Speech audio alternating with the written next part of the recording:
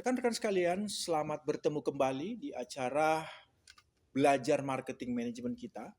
Dan saya kira pada pertemuan sebelumnya saya sudah menjelaskan apa itu pasar, kemudian siapa saja pemain kunci di dalamnya, kemudian apa itu marketing mix. Saya sudah jelaskan. Nah, saya ingin melanjutkan dengan 2 poin lagi pada pertemuan hari ini, yaitu bagaimana how has marketing management change. Yang berikutnya adalah marketing management task. Nah, rekan-rekan sekalian, banyak orang bertanya, apakah pasar itu berubah? Saya kira dalam beberapa dekade terakhir ini perubahannya luar biasa sangat signifikan. Ketika pertama-pertama kali saya belajar uh, marketing management, banyak sekali buku-buku yang menggambarkan bagaimana perubahan information technology, ya perubahan yang didorong oleh adanya munculnya internet itu akan mendorong perilaku konsumen itu berubah sedemikian rupa dan hari ini terjadi. Nah, saya ingin menggambarkan beberapa poin penting mengapa sebuah pasar itu bisa berubah. Ya, pertama adalah karena itu tadi perubahan teknologi.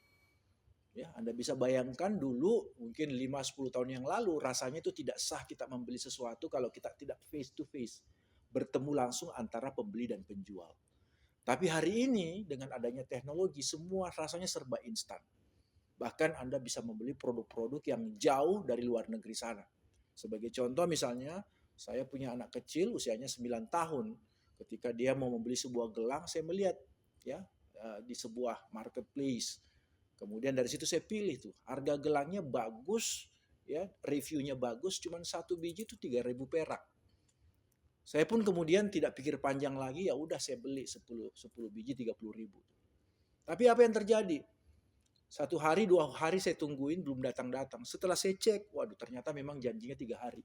Dan itu dikirim langsung dari mainland China. Bisa Anda bayangkan tuh, perubahan teknologi yang luar biasa yang ada di tangan kita ini membuat semuanya itu serba mungkin, serba instan, serba cepat. Yang berikutnya adalah globalization. Ya, globalisasi saya kira sudah terjadi beberapa puluh tahun yang lalu dan saya kira itu juga membawa dampak yang luar biasa. Ya, perubahan-perubahan kecil yang terjadi di luar sana itu punya dampak yang luar biasa. Ya, hari ini saya kira beberapa perubahan-perubahan, beberapa berita-berita misalnya terjadi gejolak antara Ukraina dan Rusia itu secara langsung maupun tidak langsung itu berpengaruh terhadap uh, masyarakat di berbagai belahan dunia lain. Tiba-tiba ada supply dari produk-produk tertentu, ada supply dari bahan baku tertentu yang kemudian terhambat sehingga kemudian mengubah prosesnya. Beberapa perusahaan berusaha untuk mencari pasar yang baru. Kenapa? Karena pasar yang sudah established, yang sudah ada itu terganggu uh, suppliernya di situ. Ya, jadi globalisasi itu bisa mengubah semuanya. Kemudian deregulasi. Ya, beberapa tahun yang lalu beberapa company, beberapa organisasi, beberapa pemerintah itu memprotek marketnya. Ya, seolah-olah tidak boleh dimasukin oleh barang-barang dari produk yang lain dari luar negeri. Tapi karena lingkungan berubah, ya ada WTO yang meregulasi semuanya sehingga kemudian perdagangan bebas itu dimungkinkan. Beberapa pemerintah, beberapa negara melakukan deregulasi, ya melakukan regulasi ulang terhadap apa yang sudah established selama ini itu diubah sehingga kemudian itu juga mengubah marketnya. Tiba-tiba Indonesia menjadi negara yang menjadi target beberapa negara untuk menjual produk-produknya. Demikian juga dengan Cina, negeri tirai bambu yang dulunya tertutup, sekarang terbuka. Dan beberapa negara juga melakukan ekspor dan impor ke Cina. Ada lagi yang disebut dengan privatization, ya privatisasi. Dulu beberapa organisasi, ya, katakanlah universitas. Ya, universitas itu sekarang diprivatisasi juga tuh. Dulu miliknya pemerintah, pure bantuan dari pemerintah. Sekarang mereka bisa mandiri tuh. Ya, menjadi badan hukum. Mereka bisa mengelola keuangan sendiri. Dan secara otomatis ya marketnya juga menjadi berubah. Ya, dulunya eh, apa namanya? Siapapun yang kuliah di sana itu akan mendapatkan subsidi dari pemerintah. Sekarang dia mengubah, beberapa di antaranya ada dapat subsidi, ada yang dapat beasiswa, ada juga orang yang karena punya daya beli, dia harus membayar SPP lebih mahal dibanding yang lainnya. Nah, ini semua mengubah landscape persaingan, mengubah landscape bisnis, merubah landscape pasar. Berikutnya adalah empowerment.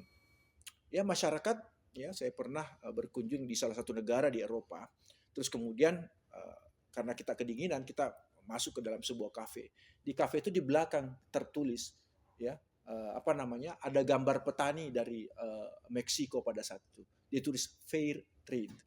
Artinya dia ingin mengungkapkan bahwa kopi yang dijual di tempat ini itu bukan hasil dari eksploitasi petani-petani yang ada di Amerika Selatan, tapi mereka bekerja sama, ya, lewat perdagangan yang fair, ya. Mereka mengempower, mereka memberikan bantuan, mereka memberikan bimbingan kepada petani-petani supaya mereka juga bisa mengimprove kualitas hidupnya, mereka bisa mengimprove kualitas ekonominya, sehingga kemudian mereka bisa membantu orang lain, mengempowerment lingkungan sekelilingnya. Nah, isu-isu seperti ini itu berkembang terus.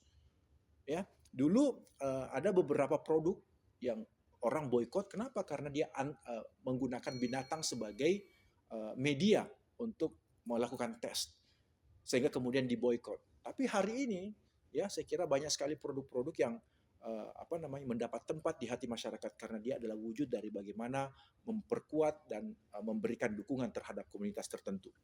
Kemudian ada yang disebut dengan customization. Ya, customization itu artinya apa? Membuat produk itu lebih personal.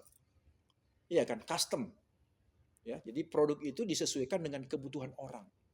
Ya, dulu bahkan orang jualan mobil itu warnanya kan paling hitam dan putih, ya, hitam dan putih. Terus berkembang ada warna biru dan lain sebagainya. Sekarang orang bisa memesan warna itu. Ya, misalnya Anda ingin memberikan ulang tahun kepada putri Anda dengan warna pink tertentu, dengan gradasi tertentu, itu bisa dipesan. Ya, dan beberapa perusahaan itu justru membawa customernya untuk datang melihat sendiri bagaimana dapurnya, bagaimana dia bisa mengelola sendiri. Bahkan beberapa produsen itu justru membuka dapurnya untuk dilihat oleh konsumen. Dan konsumen bisa terlibat di dalamnya untuk menentukan, ya, ingredient seperti apa yang dibutuhkan dalam dalam mengkonsumsi sebuah produk. Jadi ini semua membongkar keadaan pasar yang selama ini mungkin hadir hanya sekedar menawarkan kepada Anda, tetapi sekarang udah berubah adalah mendengarkan apa yang Anda mau kemudian dia hadirkan seperti itu. Kemudian ada yang disebut dengan konvergensi. Konvergensi ini sebetulnya adalah buah dari globalisasi, buah dari teknologi yang luar biasa berkembang. Sehingga kemudian ada kecenderungan bahwa selera orang di dunia ini itu kemudian menjadi sama. Ya, dulu beberapa di antara kita di zaman saya hanya segelintir orang yang kenal Coldplay. Tapi sekarang semua rasanya anak-anak muda dengan teknologi yang ada itu mengenal itu. Sehingga kemudian orang-orang mengatakan bahwa sekarang konsumen kita, masyarakat kita, pasar kita itu punya selera yang convergence, sama, ya, bertemu di satu titik. Ya, Anda bisa bayangkan tiba-tiba ada campaign anti produk tertentu dan seolah-olah semua sama suaranya. Ya, ketika terjadi penindasan misalnya di tempat tertentu, seluruh orang menyuarakan itu. Kenapa? Karena dia menjadi isu bersama. Didukung oleh apa? Didukung oleh teknologi itu tadi. Jadi dengan adanya hal-hal yang seperti ini justru membuat market kita itu menjadi berubah. Ya, karena ada perubahan-perubahan seperti itu, tentu saja yang namanya perusahaan harus bisa menyesuaikan diri. Nah, kalau begitu, yang punya tugas berat sebetulnya adalah marketing. Ya, tadi saya sebutkan bahwa ada marketing management, ada tugas dari marketing management itu. Apa tugas marketing management itu? Pertama adalah ya mengembangkan, ya, marketing strategi. Apa strategi-strategi yang akan dikembangkan? Ini harus dipikirkan. Kenapa? Berdasarkan sensing mereka terhadap lingkungan. Ya, kemudian dari situ dia harus bisa mengcapture kira-kira mana yang preferensi konsumen ini yang bisa diubah menjadi produk dengan sumber daya yang dimilikinya. Jadi apa yang diinginkan konsumen dikawinkan dengan sumber daya yang dimiliki oleh perusahaan, itu bisa dikawinkan menjadi produk yang lebih unggul. Kemudian harus ada koneksi antara konsumen dengan company. Harus bisa membangun yang namanya brand. Ya, sekarang ini kadang-kadang sebuah brand tidak perlu punya pabrik, tidak perlu punya karyawan yang banyak. Dia cuma punya brandnya. Ya, pabrikannya bisa di mana-mana tuh. Ya, bahkan ada teman saya dulu nggak percaya kalau bajunya MU itu dibuat oleh orang Indonesia. Ya, sampai dulu memesan kepada saya bilang, enggak, kalau Anda mau beli bajunya MU datang aja di Pondok Indah tuh. Di zaman itu ada penjual baju di situ, Anda datang tuh di mall, Anda beli. Dia bilang nggak percaya bro. Ya, saya pingin yang dari Manchester langsung. Begitu saya bawa, apa yang terjadi? Ternyata dia buatan Indonesia. Ya, Shaping market offering, delivering value, communication value, dan creating long-term growth. Ya. Artinya apa? Bahwa apa yang Anda punya ya, itu harus bisa dikomunikasikan dengan baik. Bahwa apa yang Anda anggap berharga itu juga harus dipersepsi berharga oleh konsumen kita. Oleh karena itu marketing communication itu menjadi sesuatu yang sangat penting. Kalau ini bisa terjaga, ada sensing terhadap lingkungan, ya, ada marketing team yang bekerja dengan baik untuk bisa menerjemahkan apa yang berubah di pasar, kemudian membuat produk-produk yang unggul. Itu saya kira menjadi kekuatan diferensiasi yang sangat kuat yang bisa membedakan Anda dengan perusahaan yang lain. Dan itu berarti apa? Yang namanya growth, yang namanya sustain, itu ada di tangan Anda. Dan hanya perusahaan-perusahaan yang sustain, yang bisa menjaga hubungan dengan konsumen, yang bisa menjadi pejuang, yang bisa menjadi pemenang pada kompetisi di era saat ini. Sampai jumpa pada pertemuan selanjutnya.